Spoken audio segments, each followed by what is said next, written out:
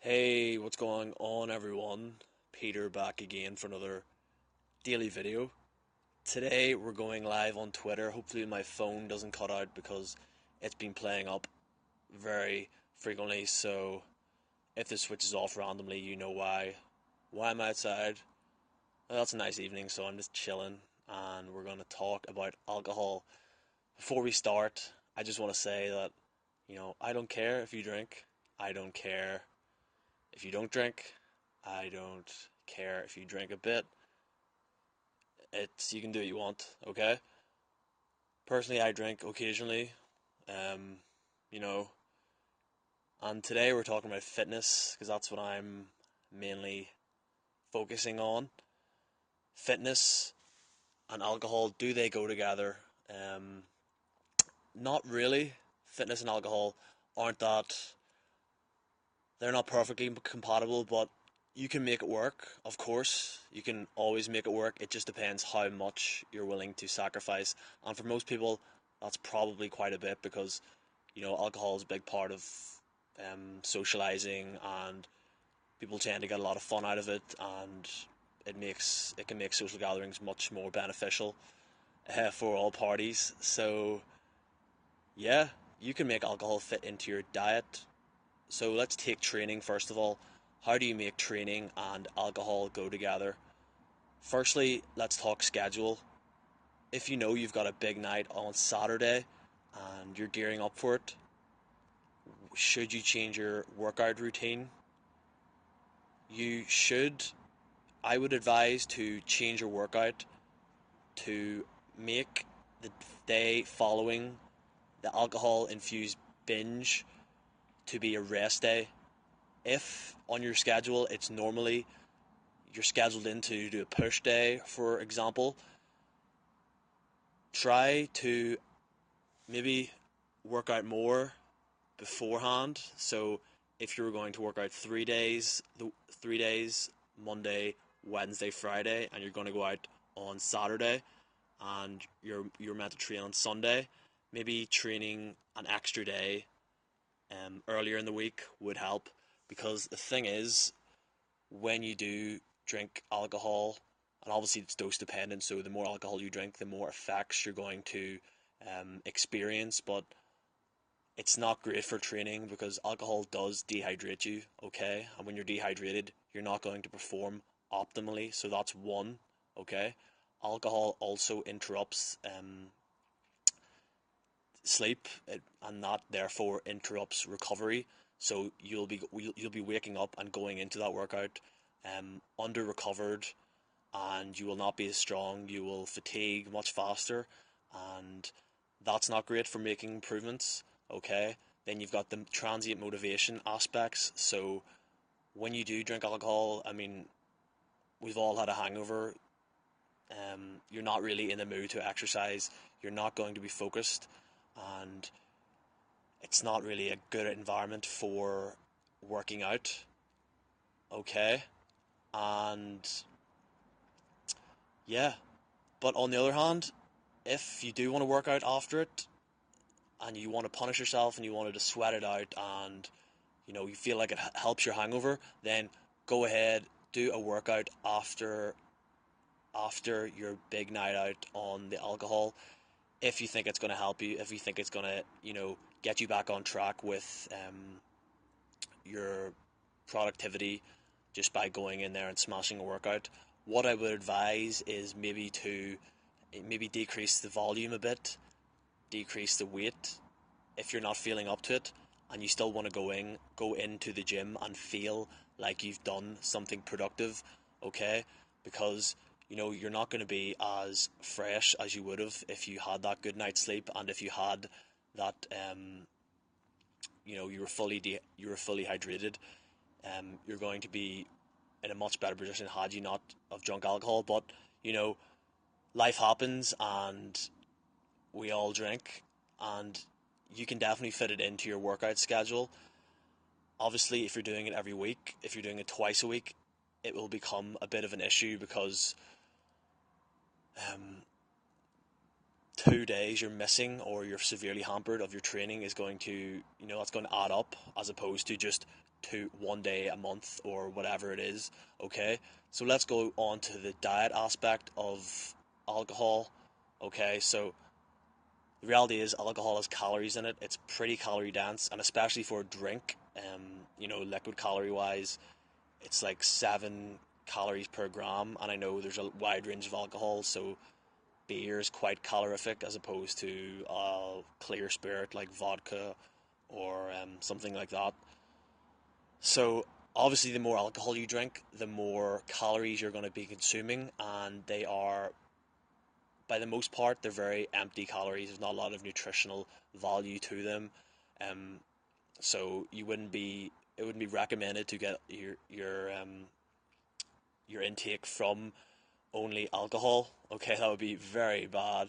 So, if you're going to go out and if you're watching your calories and if you're on a diet, what you should do, okay, if it's a one-off, if it's not, an every week thing, if you've got a certain calorie budget for the day, say it's 2,500, you're trying to cut fat, you're trying to get lean, what I would say would be to, if you know you're going to go out, um, on the day of your event, or if you're going out to a wedding or a party or whatever, um, with the with the event in mind, and you're going to be consuming alcohol, you're going to be consuming beers, and it could get to 400-500 extra calories.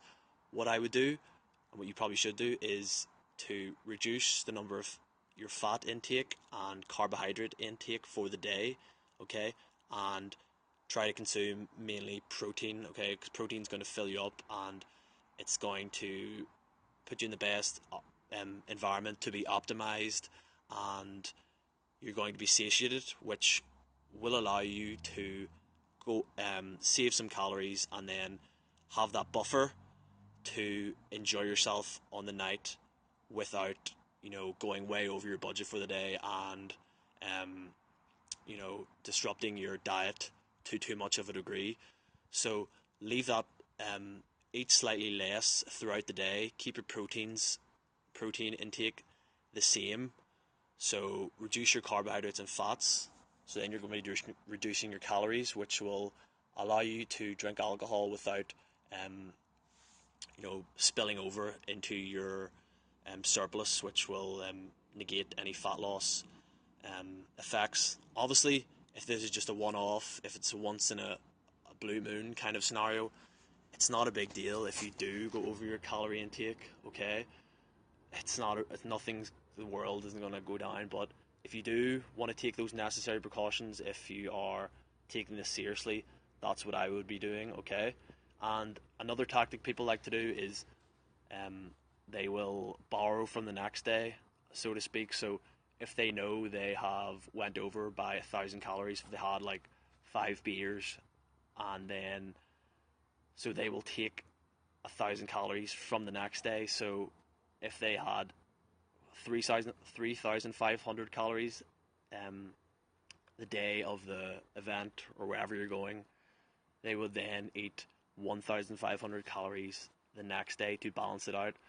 But this generally isn't recommended because you can get into a nasty habit of, binging and then starving yourself and, you know, trying to yo-yo diet your way to fat loss. It's much better to just keep things consistent and take the necessary precautions beforehand so you can go out and enjoy yourself and you don't have to worry about all this stuff, because the last thing you want to do when you're out with your friends or at a bar or whatever is worrying about your calorie intake. So I know a lot of people don't actually do that, but if you are one of those people, that's what I would do. Okay, and another thing you can do is maybe do a bit more cardio the day of to create a buffer as well. So you could go for an extra hour walk, you could go for an extra half an hour walk. So that would allow you to drink slightly more and um, have that calorie buffer to compensate. Okay. Another thing alcohol does, it does stunt protein synthesis. So as I said, it dehydrates you, it inhibits sleep, so you won't be as recovered going into the workout.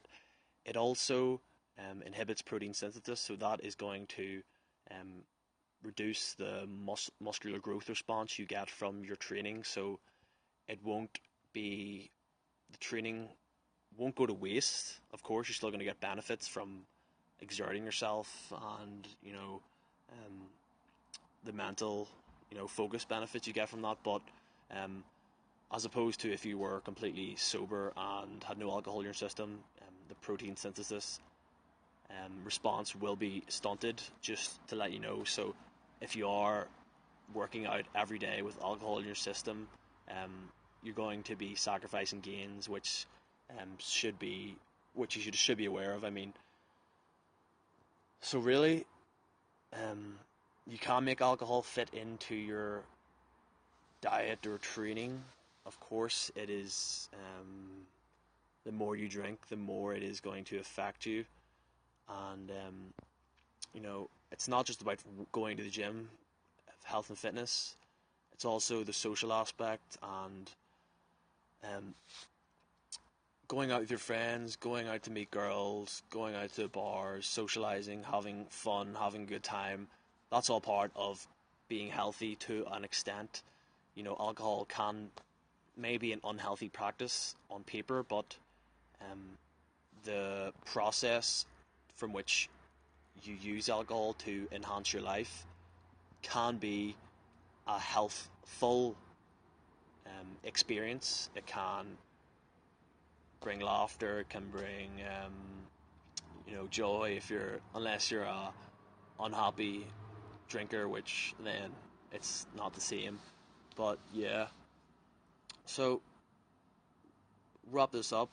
Um, you can definitely make alcohol fit into your diet. Just be aware, it does have calories. They're quite empty, and that's why you see so many guys with beer bellies on them, because they drink a lot, and it adds up over time. So, and if you're going to be training, if you want to train, try to train beforehand rather than the day after, because you won't get as much benefit from it. Okay, and if you do train on the day of your big night, just be aware that you won't have recovered from it optimally um, by the next day, because your sleep will be